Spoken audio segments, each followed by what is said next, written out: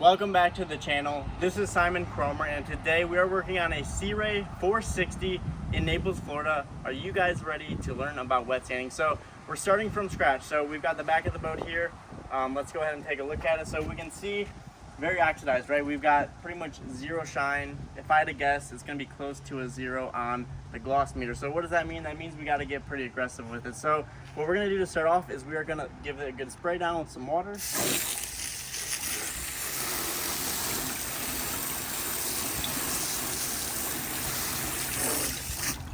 So when we're wet sanding, we always want to make sure we've got water on here, hence the name. Plus, we want our pads to move smoothly and we want them to have good lubrication. So over here in this bucket, what we do to start off is we've got a hand mitt, we've got some dish soap, just something that's going to clean the surface before we start sanding. So we're going to come over here, we're going to wipe down this panel.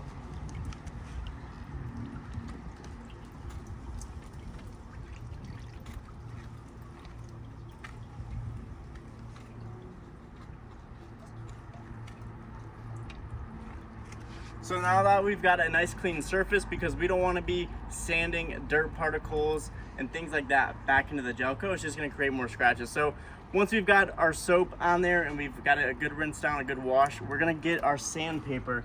So right here we've got 800 sandpaper, and we're just going to dip it in the bucket, get some more soap on it. It's going to be easier to slide, not going to create as many scratches. And we're just going to start, and we're going to just go side to side. We can even go up and down, but what we don't want to do is we don't want to go in circles. That's going to create more scratches, harder scratches to take out, and at the end of the day it's going to look worse by the time you finish the whole process. So we definitely want to keep our scratches all in one motion. We want to keep them in one direction. So we're just going to go side to side, and we're going to be taking off a lot of oxidation. Now, when you're working with a surface that you're really not sure of how much oxidation's in there, a really good place to start is 800, and that's why we've got this here. We're not going to do a whole lot of damage to the gel coat, so we're not getting too aggressive. We're not doing 400 or something that could really cut the gel coat fast. So 800 is going to be a great place to start, and then we can come back and we can follow up with our other rounds on the machine, which is going to be Abralon 500, Abralon 1000, Abralon 2000, and that's going to get us set up for us to actually start buffing. So we're just going to continue this process.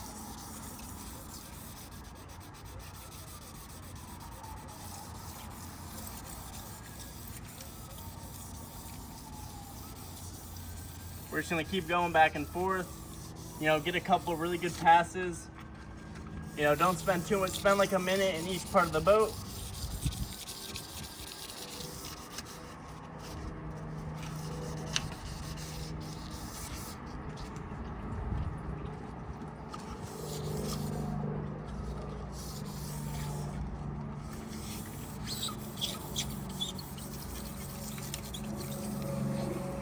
So, eventually it's gonna start drying up on us.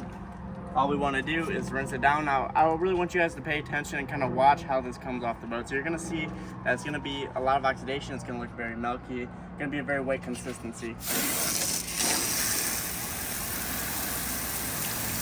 So if you look here in the water, you guys can see how the water's starting to turn white. Now that's a key that's oxidation that you're pulling off the gel coat. So you want to kind of monitor that, kind of look at that, and once that water starts to become clear, it starts to look more like regular water, that means we've got most of this oxidation out. So we're gonna have to continue. We want to make sure we get the whole panel.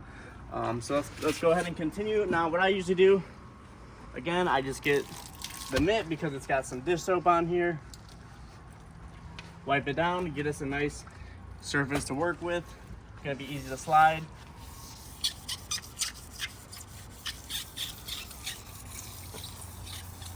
Now the reason I like to do this by hand is because it lets us gauge what we're doing. So if we're just gonna do it by machine, it's gonna be great, it's gonna reduce the scratches, but we're not really gonna be able to see how much we're pulling out, and oftentimes you're not gonna pull out enough.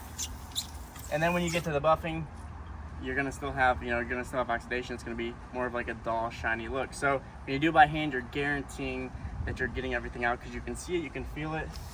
And especially on these boats like this, these boats that are really faded, really oxidized, this is the easiest way to do it.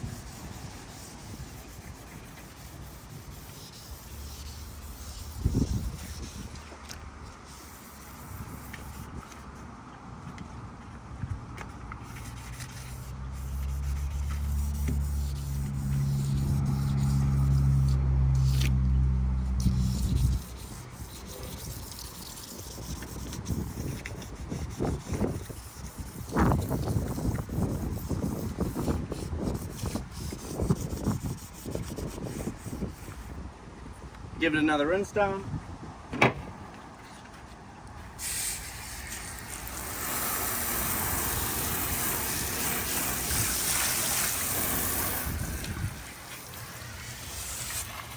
You guys can see we still got a decent amount of oxidation in there. So we're gonna run one more pass and that's gonna be good for this panel.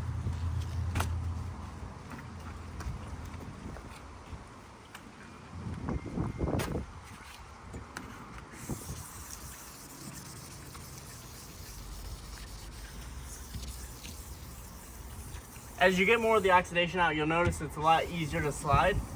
The pad will be a lot easier to slide.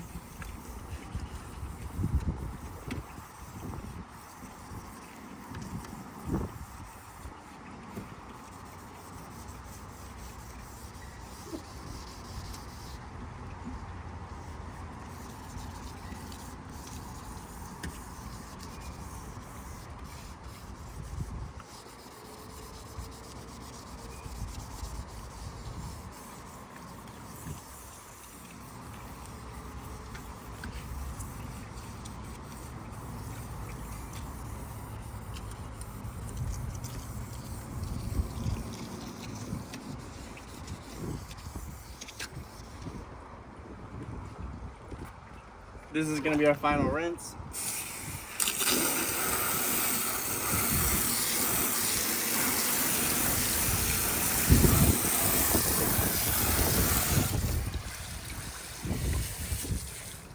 So once you get to that point, you're going to notice a big difference in the feel of it's going to be nice and smooth now. So now we've done all that dirt and grime buildup, the oxidation that's off the boat. We're down to the gel coat.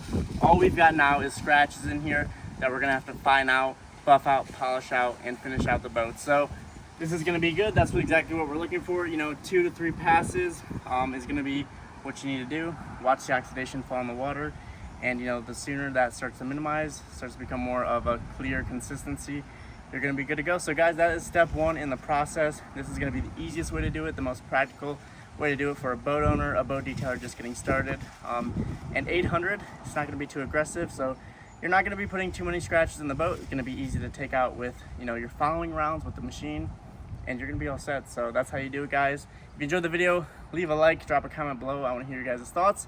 And with that said, guys, I will see you on the next video. Peace out.